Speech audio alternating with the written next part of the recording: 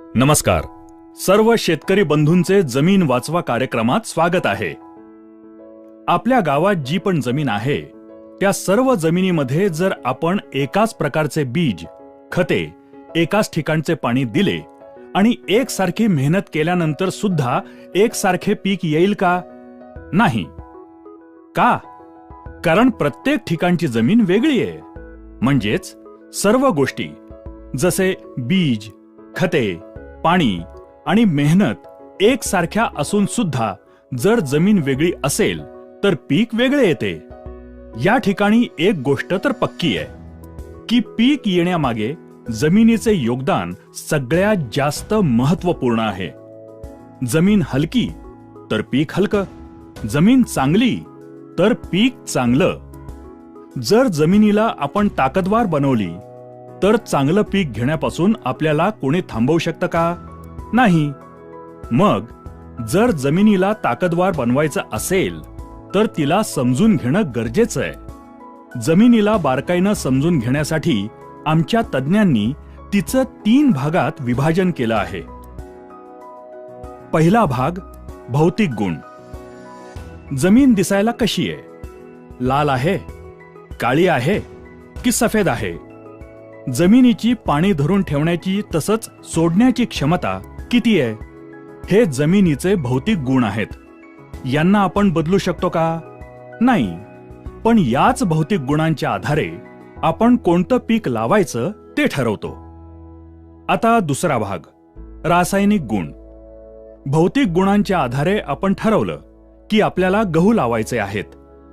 आता समजा गव्हाच्या पिकाला 50 किलो नायट्रोजनची गरज आहे आणि जमिनीत 25 किलो नायट्रोजन उपलब्ध आहे. तर शेतकरी काय करेल? 25 किलो नायट्रोजन विकत आणून जमिनीत टाकेल.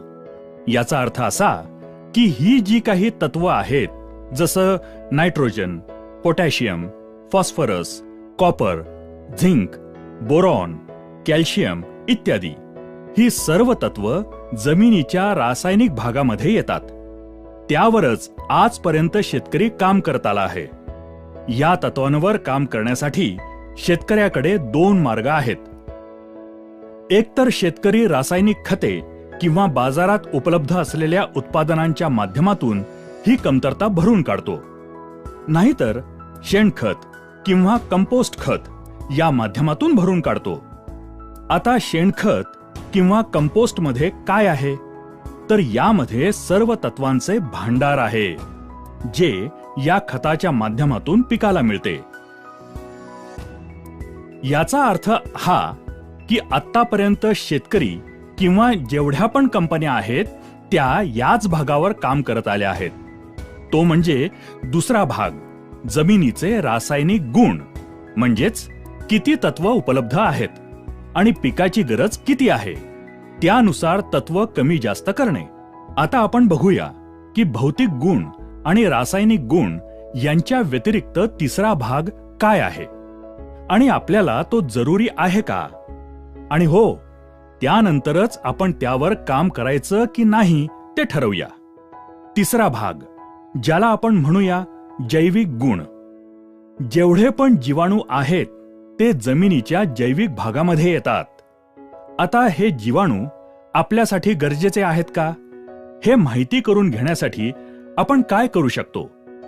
आपण आपल्याच शेतातील माती घेऊ आणि तिचे 2 भाग करून लोहाराच्या भट्टीमध्ये त्यातील एक भाग 160 डिग्री सेल्सिअस ते 500 डिग्री सेल्सिअस तापमानात गरम करू आणि ती थंड झाल्यानंतर दोन्ही भागात बीज जर टाकले तर गरम केलेल्या भागात ते बीज कधीच नाही उगवणार.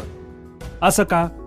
कारण 160 डिग्री सेंटीग्रेड पेक्षा जास्त तापमानात जे पण जीवाणू होते ते सर्व संपून गेले, म्हणून ते नाही उगवले. म्हणजेच बीज उगवण्याची प्रक्रिया ही जीवाणूंच्याच माध्यमातून होत होती. हे एक काम झालं. आता दुसरं काम बघा. आपण शेतकरी जेव्हा जमिनीत खत टाकतो त्यावेळी असं करतो का की पिकाच्या आजूबाजूची माती कोरून त्याच्या मुळ्या बघून खत टाकतो? नाही. आपण काय करतो? कसं पण खत फेकून येतो. आता खत तर मुळांच्या जवळ नाही पडत, ते कुठेही पडलेलं असतं. तरी पण जर 2 दिवसानंतर आपण पाहिलं तर पिकामध्ये बदल झालेला दिसून येतो. याचा अर्थ ते टाकलेलं खत पिकाला लागू पडलं, म्हणजेच खत आणि पीक यामध्ये काहीतरी हालचाल झालीये. मग काय झालं? खत चालून पिकाकडे गेलं की मुळ्या बाहेर येऊन खत खाऊन परत आत गेल्या? नाही, असं काही नाही झालं. या कामामध्ये सर्वात महत्वाचं काम जीवाणूंचं असतं. मला सांगा, जे खत आपण टाकतो ते खत पीक एकाच वेळेला घेतात का? नाही. मग जे खत आपण टाकतो ते स्वतःला जमिनीत साठवून ठेवू शकतं का? नाही. तर जीवाणू काय करतात?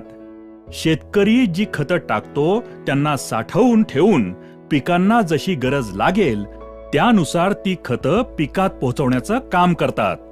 हे महत्वाचं काम पण जीवाणूंच्याच माध्यमातून होतं. आता तिसरं काम. बरीच अशी तत्व आहेत जी पिकं असतात त्या स्वरूपात कधीच घेत नाहीत. तुमच्या भाषेत सांगायचं तर समजा गहू घेतले. गहू आपल्या खाण्यासाठी असतात. जर मी तुम्हाला 1 प्लेट भर गहू खायला दिले तर तुम्ही खाणार का? नाही. तर काय करणार? त्याचं पीठ कराल, त्याची चपाती बनवाल आणि मग खाल. याचा अर्थ असा की ज्या स्वरूपात आहे त्यातून दुसऱ्या स्वरूपात बदललं तरच खाऊ शकणार. त्याचप्रमाणे फॉस्फरस, सिलिकॉन यासारखी जी तत्व आहेत ती आहे त्या स्वरूपात पिकं कधीच घेत नाहीत. त्यांना दुसऱ्या स्वरूपात बदलण्याची गरज असते. त्यांना घुलनशील बनवावं लागतं. हे काम जीवाणूंच्याच माध्यमातून होतं. जर आपण फॉस्फरस जमिनीत टाकला आणि त्या ठिकाणी जीवाणूच नसतील तर तो फॉस्फरस जमिनीत तसाच पडून राहील. तो पिकासाठी वापरलाच जाणार नाही. आणि तुम्ही विचार कराल, मी तर पिकात टाकलंय तरी पण फॉस्फरसची कमतरता का आली? मग तुम्ही काय करणार? परत फॉस्फरस आणून टाकणार आणि असं केल्यानं आपला खर्च वाढतो. याचा अर्थ हा की ही सर्व तत्व उपलब्ध स्वरूपात पिकांमध्ये पोहोचवण्याचं महत्त्वपूर्ण काम जीवाणूंच्याच माध्यमातून होतं. आता कार्बन आणि नायट्रोजनच्या संबंधाबाबत तुम्हाला कल्पना आहे का? तर बघा, पिकाला सगळ्यात जास्त प्रमाणात जे तत्व लागतं ते नायट्रोजन. पण जमिनीत जितक्या जास्त प्रमाणात कार्बनची आवश्यकता असेल तितके नायट्रोजन पिकांना चांगल्या प्रकारे उपलब्ध होते. अर्थातच जमिनीतील कार्बनचे प्रमाण कमीत कमी 1% ते 1.5% असणे आवश्यक आहे. तसेच पिके आणि माती परीक्षणानुसारही त्याची मात्रा ठरवता येते.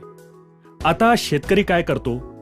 नायट्रोजन टाकून सुद्धा नायट्रोजनची कमतरता दिसून आल्यानंतर पुन्हा नायट्रोजन आणून शेतात टाकतो. खरं तर शेतात कार्बनच्या कमतरतेमुळे पिकात नायट्रोजनची कमतरता आली आहे. आता जमिनीत जर कुठलेही तत्व जसे nitrogen, phosphorus, potash, copper, zinc, sulphur या व्यतिरिक्त कुठलेही तत्व कमी असेल तर आपण बाजारातून विकत आणून टाकू शकतो. पण कार्बनची कमतरता असेल तर तो बाजारात विकत मिळतो का? नाही. कार्बन जमिनीत उपलब्ध करण्याचा एकच मार्ग आहे, शेणखत किंवा कंपोस्ट खत. आता हे शेणखत किंवा कंपोस्ट खत काय आहे? हे मोठ्या पातळीवरचं तत्वांचं विघटन आहे. शेणावर प्रक्रिया होऊन ते खतामध्ये परावर्तित होतं आणि जो काही शेतातील काडी कचरा, पालापाचोळा हा मोठ्या पातळीवर कुजल्यानंतर कंपोस्ट तयार होतं.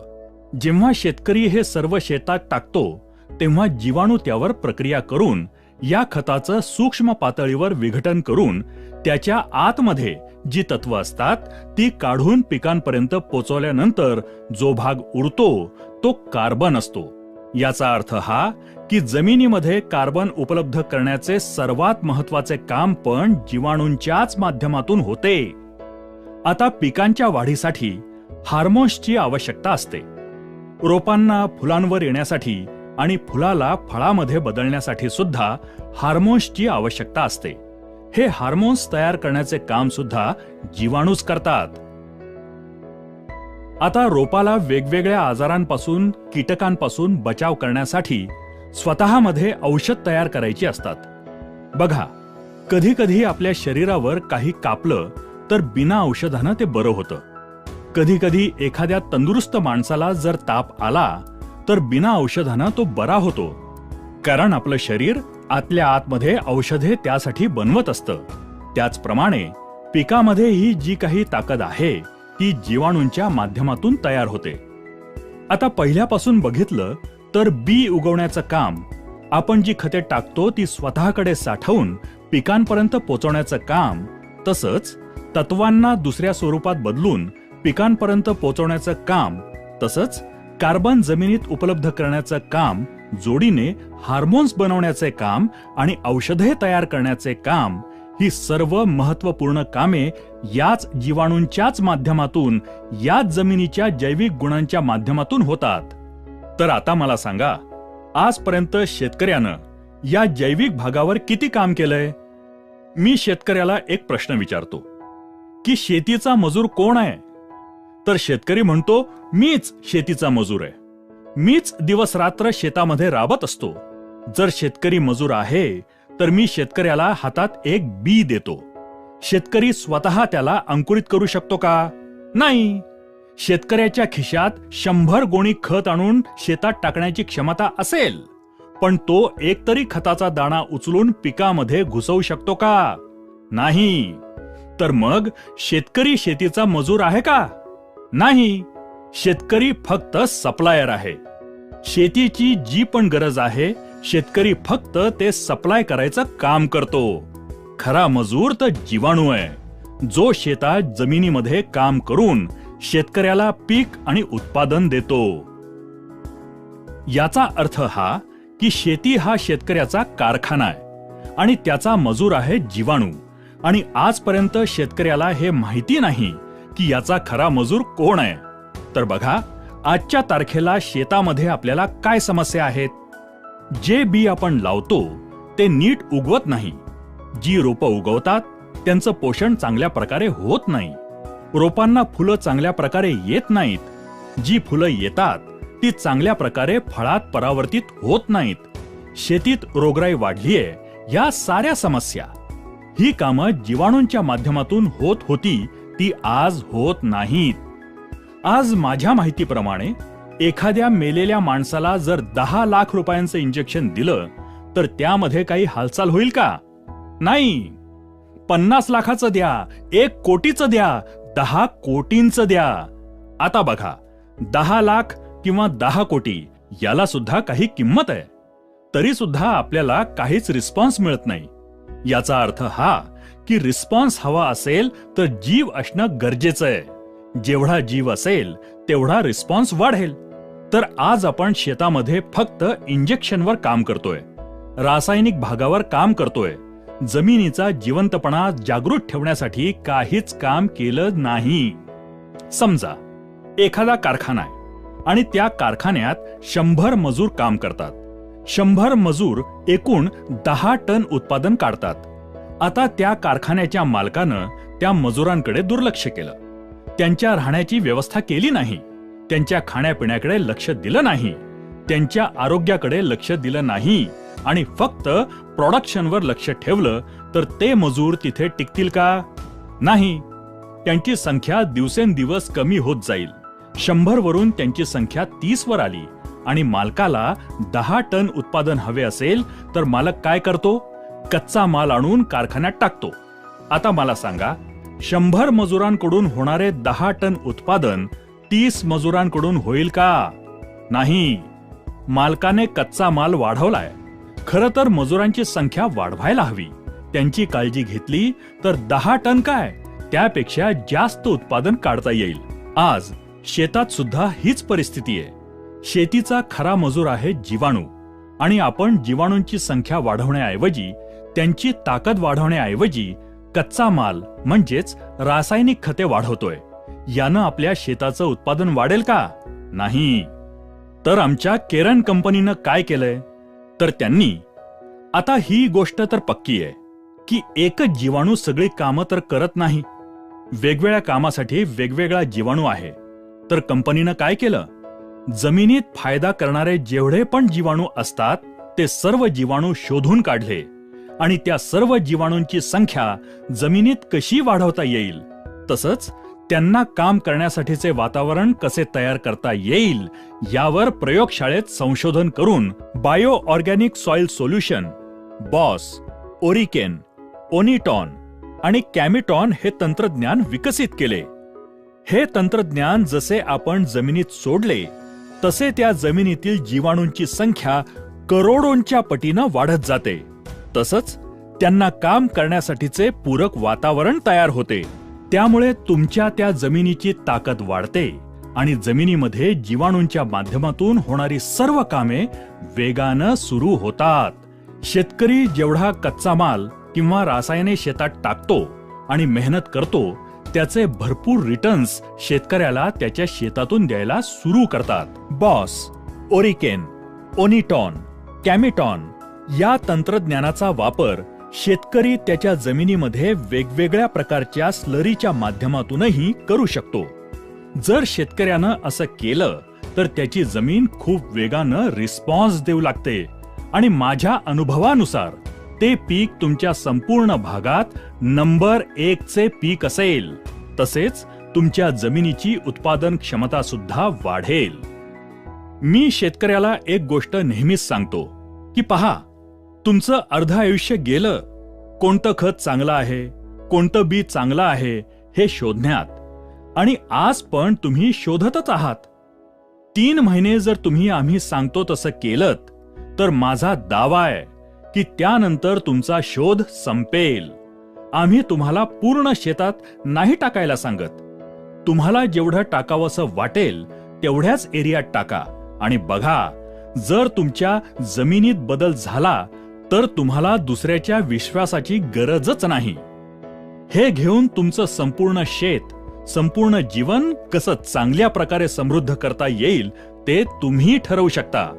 कारण जगात काय होतंय यापेक्षा आपल्या शेतात काय होतंय ते जास्त महत्वाचं आणि गरजेचं आहे. आमचे जे कोणी सहकारी तुमच्याकडे येतात त्यांच्याकडून पिकानुसार त्यामध्ये आमची ही केरन टेक्नॉलॉजी कोणत्या प्रकारे वापरायची आहे याची पूर्ण माहिती तुम्ही घेऊ शकता. आमच्या या कार्यक्रमाला आपण लक्षपूर्वक उपस्थित राहिल्याबद्दल, आपला मूल्यवान वेळ दिल्याबद्दल सर्व शेतकरी बंधूंना केरनकडून खूप खूप धन्यवाद.